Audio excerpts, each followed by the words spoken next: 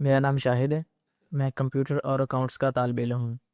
قرآن پاک کی تعلیم کے حوالے سے میرا دوسرا سوال ہے کہ میں قرآن پاک کی تعلیم کو دو کیٹیگریز میں ڈیوائیڈ کرتا ہوں۔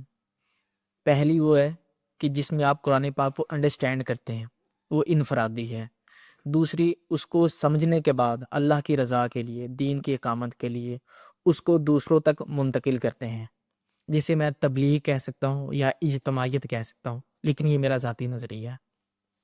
اب جب اس کی میں تبلیغ کرتا ہوں، دوسروں کو پڑھاتا ہوں، ٹھیک ہے، مساجد میں ایک اور بھی علم ہے، ٹریڈیشنل علم جو ہے، جو کہ ٹریڈیشنل ایک علم ہے۔ ہمارے جو عام مساجد کے علماء ہیں وہ اپنے کسی خاص مسلک کی یا اپنی ذاتی سوچ کی بنا کے اوپر قرآن پاک کی تعلیم بچوں کو دے رہے ہیں، زبردستی مار کر ٹھونس کر، سمجھاتے نہیں ان کو، ٹھیک ہے۔ جب ہم یہ غلطیاں ان کے اندر دیکھتے ہیں، ان کو سدھارنے کی کوشش کرتے ہیں، تو وہاں سے ایک شدید ترین ریزسٹنس جو ہے نا وہ سامنے آتی ہے۔ وہاں سے آپ کے اوپر فتوے لگنا شروع ہو جاتے ہیں کہ آپ تو پاگل ہیں جی، یا آپ قرآن پاک کو غلط انڈرسٹینڈ کر رہے ہیں۔ تو ان لوگوں تک جو قرآن پاک کا صحیح مفہوم ہے ان تک پہنچانے کا کیا طریقہ کار یعنی تبلیغ ہونی چاہیے، کیونکہ قرآن خود کہتا ہے کہ جہاں تم دیکھو جاہل تو اس سے سلام کر لو، تو کم از کم اس کی کوئی نہ کوئی لمٹس تو ہوگی۔ اور دوسری طرف یہ بھی کہا گیا ہے کہ ویسے نہ بن جاؤ کہ گدھے کی طرح کہ جس کے اوپر صرف کتابیں لاد دی گئی ہیں۔ شکریہ۔ مساجد میں قرآن مجید کی تعلیم نہیں دی جاتی، یہ آپ کی آبزرویشن ہی غلط ہے۔ پڑھنا سکھاتے ہیں، ناظرہ پڑھاتے ہیں، حفظ کراتے ہیں، زیادہ سے زیادہ مار پیٹ وہیں ہوتی ہے۔ قرآن مجید اگر ویسے آپ کہیں تو وہ تو پھر دارالعلوم میں پڑھایا جاتا ہے، اگرچہ وہاں بھی نہیں پڑھایا جاتا، وہاں بھی زیادہ ایمفیسس جو ہے وہ قرآن پر نہیں ہے، وہ حدیث پر ہے اور فقہ پر ہے۔ قرآن پر اتنا ایمفیسس نہیں ہے وہاں۔ یہ ایک علیحدہ مسئلہ ہے، اس وقت پر بات ہم نہیں کریں گے یہ ایسا کیوں ہے، کیوں ہو گیا ہے، اس کے اسباب ہے، بہت لمبی ہسٹری ہے اس کی۔ لیکن قرآن وہاں جو تعلیم دی جاتی ہے وہاں کوئی مار پیٹ نہیں ہوتی۔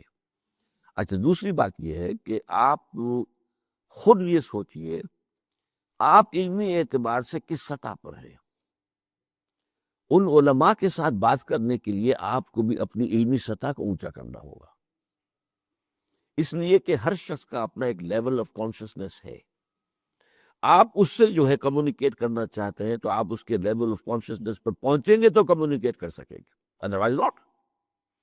اس لیے آپ جو کام کرنا چاہتے ہیں، جس سٹیج پر آپ ہیں کہ ابھی آپ سیکھ رہے ہیں، کوشش کر رہے ہیں، اس میں آپ کو کہیں مسجد کو اس کا دائرہ نہ بنائیں، اپنے گھر پر اپنے چند دوستوں کو لے کر بیٹھیں اور دیکھیں، گفتگو کریں، انہیں پہنچانے کا ذریعہ ہو جائے گا۔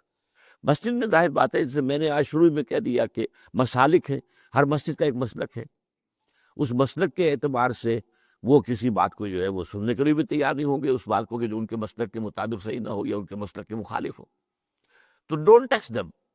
وہ جو کام کر رہے ہیں، آخر مسلمانوں کے لیے نماز کا ایک بندوبست ہے، وہاں انتظام ہے، یہ ہو رہا ہے، چلے دیجئے۔ لیکن یہ کہ اب آپ کو، شاید آپ ہی سے میں نے کہا تھا کہ قرآن کو ایسے پڑھیے جیسے بدو پڑھتے ہو، تو ظاہر بات ہے بدو جب کرتے تھے تبلیغ تو مسجد تو تھی ہی نہیں۔ مکہ میں کوئی مسجد تھی؟ وہاں تو یہی ہے بھی اپنے پرسن ٹو پرسن کانٹیکٹ سے یا ان سے دوستی سے، اس سے، یا جیسے کہ حضور کبھی چوک میں بھی کھڑے ہو جاتے تھے، لیکن یہ حضور کا معاملہ ہے، عام طور پر ہمیں نہیں اس کا کوئی ثبوت ملتا۔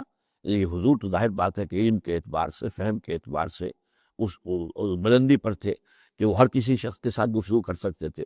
لیکن یہ کہ عام آدمی کے جواب لگی ہے کہ پہلے ذرا آپ اپنی اس علمی سطح کو بلند کریں علماء کے ویزاوی علماء، تو پھر جو ہے آپ ان سے جو ہے ڈائلاگ کریں، ورنہ نہ کریں۔